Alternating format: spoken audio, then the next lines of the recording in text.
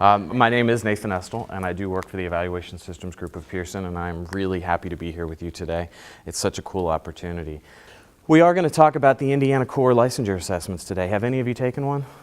You have? You've taken them. That looks like a really fun face in response to that. I'm going to talk a little bit about the test, where they came from.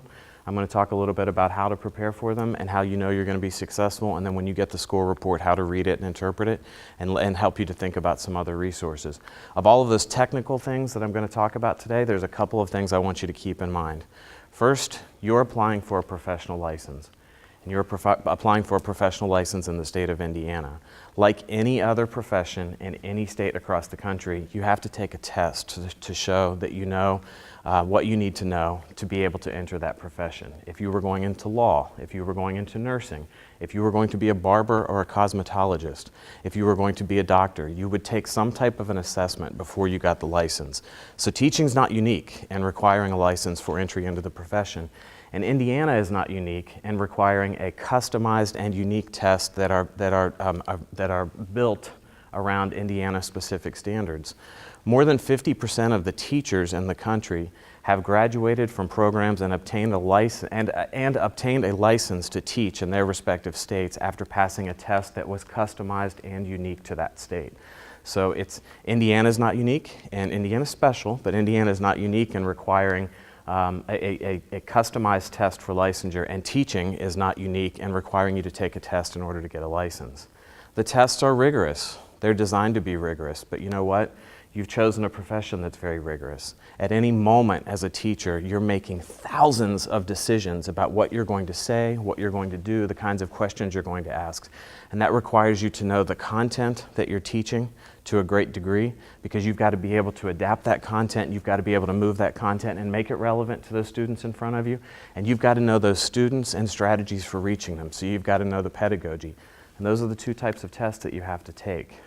Those tests were designed by teachers here in Indiana.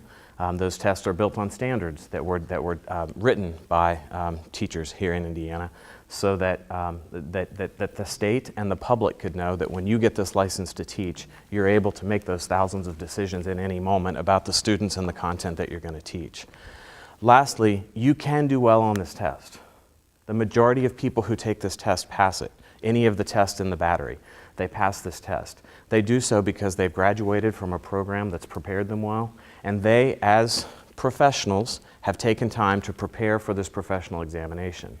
So this is not unique to have to take a test. It is a complicated test, but you are entering into a complicated profession, and you're going to do well because you're going to prepare. And I'm going to talk you through some strategies about how to prepare and how I prepared when I took a test to be a licensed teacher. So here's what we're going to cover. What's on the test, how you think about what you already know about the content that's going to be covered on the test, what do you need to learn? So if there's anything, it's not necessarily learn, but what do you need to brush up on to feel confident when you go into the testing center? How can you do your best? Some strategies for the day of the test, and then how to read your score report. I'm going to skip a section in this presentation about registration, but if you have any questions about the registration process, I'll be happy to answer them. So to begin, I mentioned that the tests were built on standards that were written here in Indiana. Those standards were written and approved by Indiana educators based on existing state standards and also relevant national standards, either the pedagogy standards or content-specific standards for the field that you're going into. So if you're going to be an elementary ed teacher, those standards are the standards on which your program was built. So the curriculum in your program was built around those standards. And the test itself was built around those standards as well. But they're based on relevant national and any Indiana academic standards, so student academic standards, or any other existing standards for that particular field. That led us to having these standards documents. Those documents are all available on the department's website and also on the Indiana Core website. We take those standards and we then convert them into assessment blueprints. And the blueprint is exactly what it sounds like it is. It's telling you exactly what content is going to be covered on the test and to what degree. So it says if you're teaching mathematics, it will tell you which mathematical concepts are going to be covered to which degree on that particular assessment. So now, so far in the process, we have a standards document that tells us what's on the test, and we have a blueprint that aligns to the number of test items and the amount of content that's going to be covered on any individual test. And they're all a little bit different. So how did we develop the test materials? This is not going to be on the quiz at the end of the session today, but it's important for you to know. We prepare the assessment blueprints, which is what I already talked to you about, and then we prepare test materials, which includes the test itself, so all of the individual items and questions that are on the test. We prepare all of those, and then we pull together again teachers and faculty from the state, and we do workshops in rooms that look much like this one, where they actually look at the test and they make decisions item by item, whether or not that item is aligned to the standard and is something that you, at a beginning teacher in Indiana, should be expected to know. Once we get those tests together, we pilot those tests. So those tests were piloted in Indiana and in other states across the country. And we pull that pilot test, we pull that data back together. We then convene more teachers and other groups, and we establish a standard for the assessment. And establishing a standard for the assessment, it's saying how many questions do you have to get right to pass to get a license to teach. And that's different for every test, and that recommendation is made at the culmination of about a day-long workshop with teachers and faculty from ed prep programs like yours, who are coming together to make that recommendation. It goes to your Department of Education. Your Department of Education then goes to the Board of Education, and the rule, and then the recommendation becomes a rule, and that's the passing standard, and that's why you have to receive a certain score on that test to get your license to teach. So as you begin to think about preparing for the test, questions that you would ask are, what's on the test? What do you already know? What do you need to learn? And how can I do my best? We've gone over some of these questions, so now I'm going to walk you through it in a very, what I believe to be straightforward way.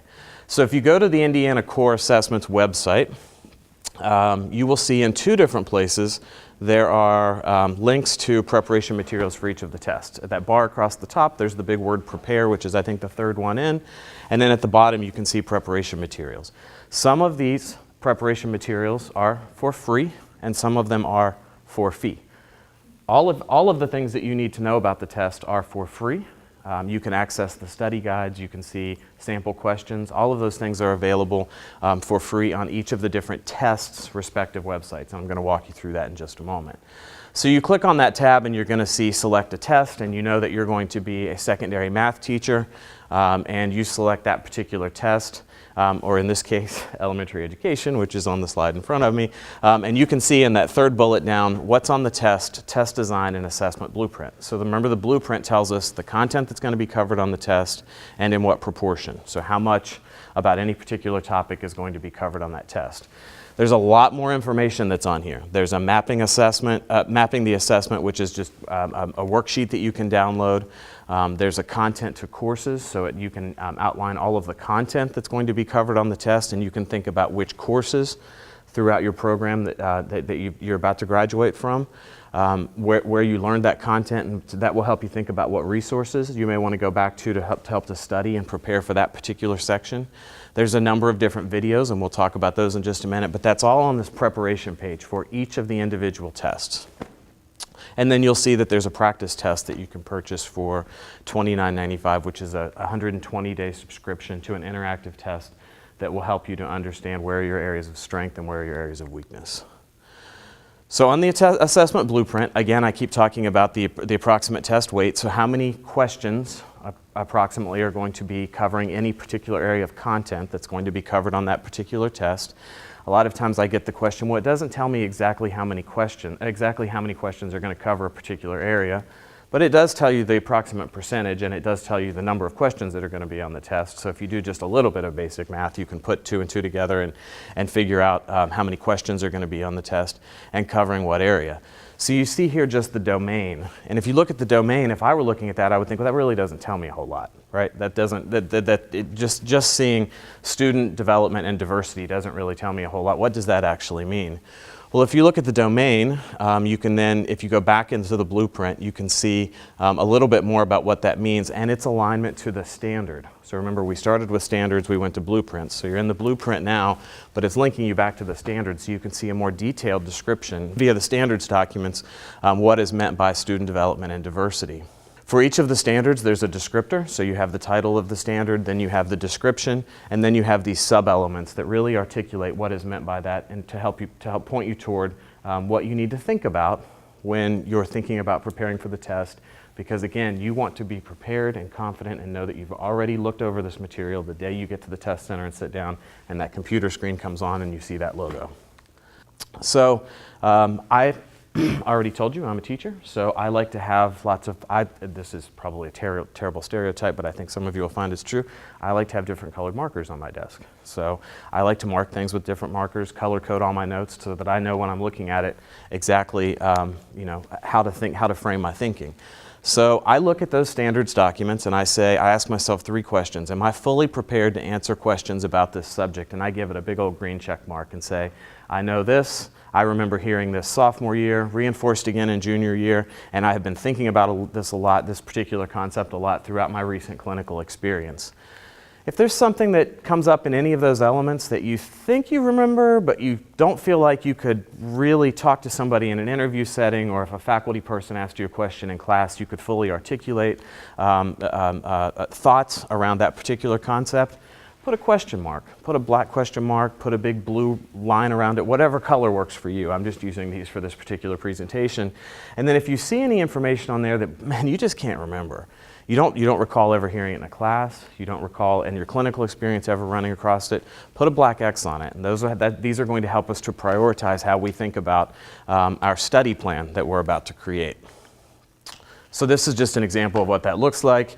Whoever has gone through this using these codes have said that they feel really good about 1.1, 1.4, and 1.6, that they have some questions about 1.3, but they really need to look at 1.2 and 1.5. So what does that mean? If we have to really look at it and think about it, what are some resources? How do we go back and think about it?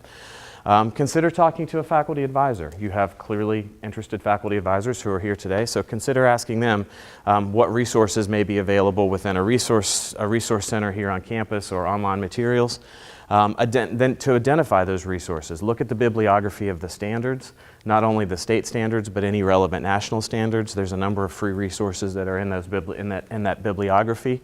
And then last, and don't jump right to this one, maybe take some additional coursework or talk about maybe auditing a particular course or working with peers. Working with peers is not on here, but it's something that I have found in talking to candidates for these tests across the country that is really helpful because you may have taken a different course, you may have taken the same course from a different professor and maybe missed a class a day that something was covered, and that person may have more access to recall specific information about a topic that's going to be covered on the test.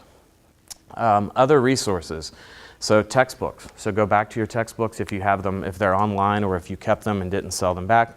I, for one, sold all of mine back, but luckily in the Resource Center, when I was preparing for my test, I was able to go back and look at different textbooks that were not only at the university level, but some of them were from the K-12 level, and that had relevant content for the tests. Remember, these tests are based on not only teacher standards, but we also take in mind the Indiana academic standards when we're creating the standards that then are translated to the blueprint. So those are relevant, those textbooks are relevant resources as well.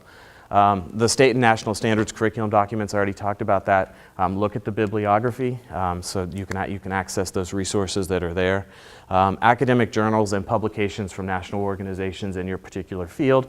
So for me, at the time I was a student member of the National Science Teachers Association. There were a number of different resources at the NSTA site that I could go back to help me prepare for those biology and chemistry tests that I was going to take. So that I could get a license to teach. So now you need to create a plan of study, and you don't need to just do that for this test. Everything you do in life you need to create a plan for if you're going to be successful at it, or at least I find that I need to do that. So you need to create a column, and you can download these worksheets or you can create one on your own probably before we get out of this presentation, and you work backwards. You say, I'm going to take the test on this particular date, and here's what I need to know and be able to do when I go into that test center so that I feel confident that I'm going to do well on the test. And you look at all of those areas that you identified with either the black question mark or the red X, and you list those in there. Here's what I need to study. Here's time in my schedule when I'm going to do it. I know I'm student teaching every day this week. I know I've got a side gig job that I've got to do this weekend. So my schedule's tight. I need to set aside time that I'm going to purposely look at just particular aspects of the assessment or the standards that are going to be covered on the assessment. And then what's the status? Have you started on it? stay after yourself. Be accountable for your own studies. Make sure that you're staying up with the plan that you've created for yourself, and that, again, you're going to be ready and confident when you go into the test center on test date.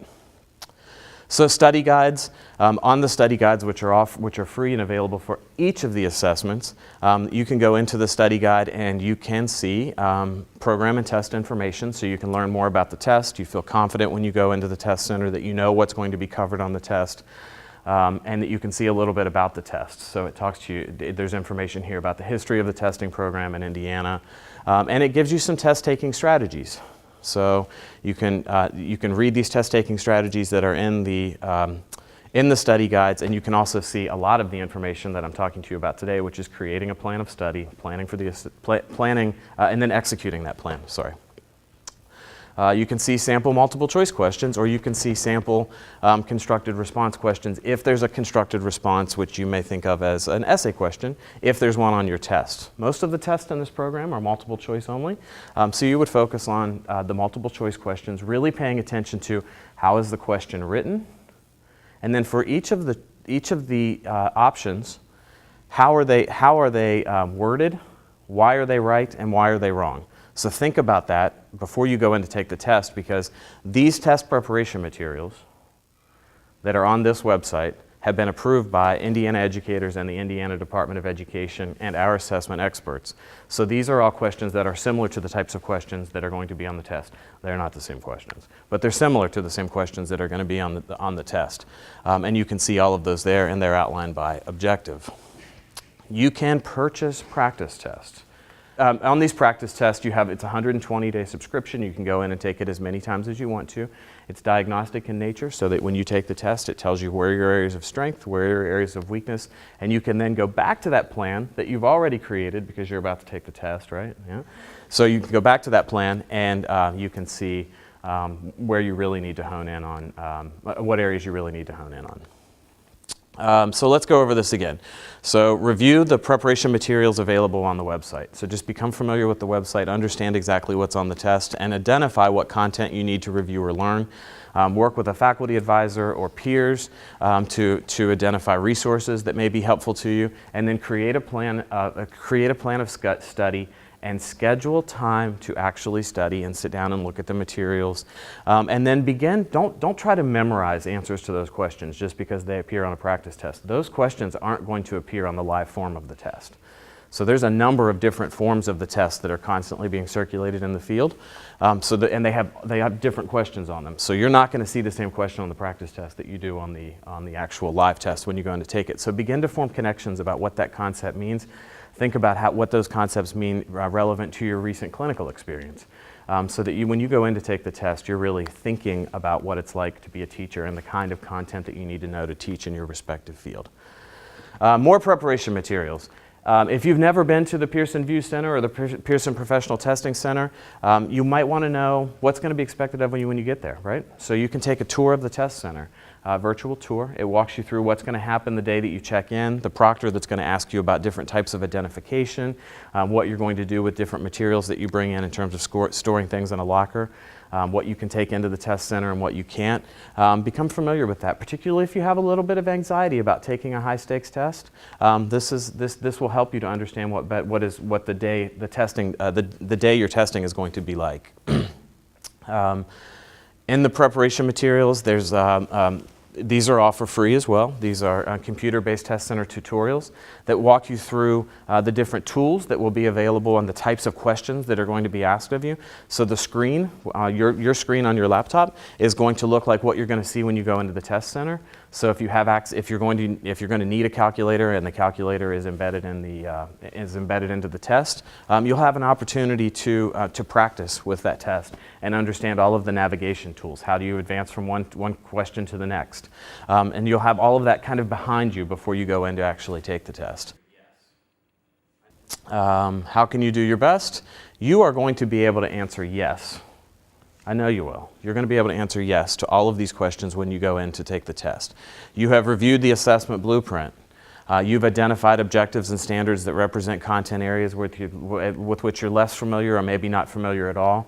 You've mapped those test objectives back to the courses that you've taken and identified resources through a faculty advisor or a peer to understand how best to go back and refresh what you may have learned in some cases 3 or 4 years ago, content that's going to be covered on this test. You've developed a study plan, and by the time you get to the test, you know you've adhered to it because you developed it and you're going to stick to the plan that you created. You've answered all of the sample questions that were available to you. You've taken a virtual tour of the test center, so when you get there on test day, nothing's going to be a shock to you. You're going to understand that the proctor is going to ask you questions, the proctor is going to ask for certain types of identification, and you're going to have all that ready because those are things you don't want to worry about because you're focused on answering the questions correctly that are going to be presented on that screen in front of you. When you get in to actually take the test, read and follow all of the questions the directions carefully. Read each question carefully. Think about the selections that are available to you and which one best answers the question. Some of them may look like, hey, there's 2 or 3 here that could answer the question, but which one best answers the question? Pace your work. There's a timer on the test so that you understand how much time you have left to take the test. And then if you're taking a test that has constructed response items and you have to write, be sure to read carefully and respond to every portion of the assignment. So sometimes I know I have a tendency to look at something and say, this question is really asking about 2 different concepts, and I know this one, so I'm going to focus on this one, but not pay as much attention to that one. Don't do that. Pay attention to everything that's being asked and respond fully to the assignment that's being presented to you. You've taken the test and you're all going to pass, but I'm going to tell you a little bit about how, because you're going to be confident when you go into the test center, right? So confident. How many times have I used that word today? A lot. Yeah, because and in order to be confident, you're going to know what's on the test, know what the questions look like, have talked to friends, have talked to faculty advisors, made a schedule to study, have studied. You can be confident. But when you get your score report back, this is a scan of an actual score report with any personally identifiable information being redacted. You'll see the day that the test that you took, the corresponding test number. All of your tests and the content areas require a 220 for passage, and that means that there's a raw score that's somewhere behind there. So the number of questions you have to get right that's different for each one of the tests. I don't know those, so I can't tell you those. You don't need to focus on that. You just need to focus on doing your best. So the score that's required is a 220. This person's score was a 223, resulting in the status of pass. And for domain level information, you can see the approximate number of questions that was covered in each of those domains, and you can see the percent of questions that you answered correctly for that particular domain. So a lot of times people will call me or people will see me and say, well, that's not telling me exactly which question I missed. No, it's not telling you which question you missed. It's telling you the domain, and then we know to go back from the domain that we can look at the assessment blueprint and we can see the essential elements, and those essential elements are mapped back to standards. So that if you do have to retake the assessment, you can focus your energies for studying on just those areas where you answered not as many questions correctly. This is a did not pass. So this person took the test on February 12th, 2015. They received a 217 of the required 220, so it means they did not pass. And what we can see here is that communication and media library, there were 12 questions there. 50% of those answered wrong, but most of the questions on the test were about reading comprehension and analysis. There were 36 questions. Only 64% of those were answered correctly. So these, and working with a faculty advisor, looking at how to interpret the score report, this would guide you toward what resources do you need to do to create your plan, to register for retaking the assessment, and being more confident and more prepared the next time you take it. We can give you additional information that's broken down by the domain and objective that will tell you the number of questions and the percent correct on each one of those objective levels. Knowing that somehow on that screen there used to be times that were available that you can contact our candidate contact center. I'll give that to you in just a second. Our candidate contact center. At the 2 numbers listed here are the hours that they're available, and then there's a lot of information obviously that's located on that website if you have questions about registration or providing accommodations for additional testing time if you qualify for that or any of those things. All of that is there, and the folks in the Candidate Contact Center are happy to answer your questions if you give them a ring.